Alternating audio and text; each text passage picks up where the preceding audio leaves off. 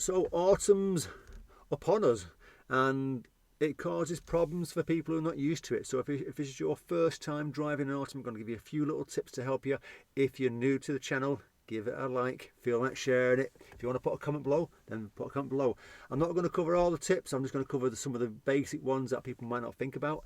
First one is the weather's completely different than summer, so be wary of that. Make sure, if you've not checked, your windscreen wiper blades are actually working fine. They're clearing the window, so if it's raining, you can see what you're doing.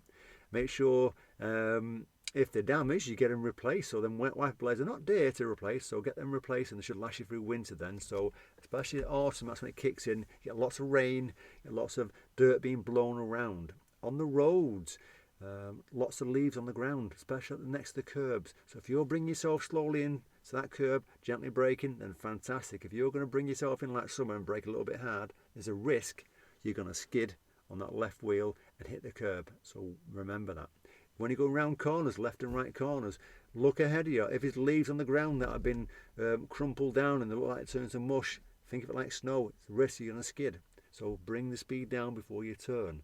These are all basic things that you might know, but you might not have thought about. As in, it's not snowing, so I shouldn't have to do that. It's wet.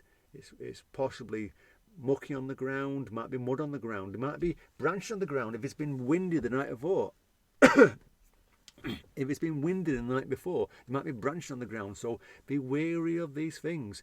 If you're driving through a country road, be wary of the dips, because at the bottom of the dip there could be still water that's on the ground that could cause you to aquaplane. So remember these things.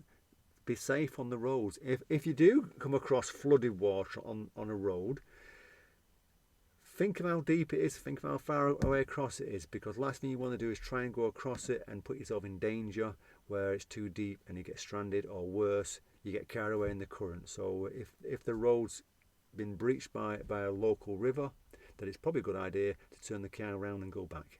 Okay, be safe on them roads, and remember, it's better to be safe than rush.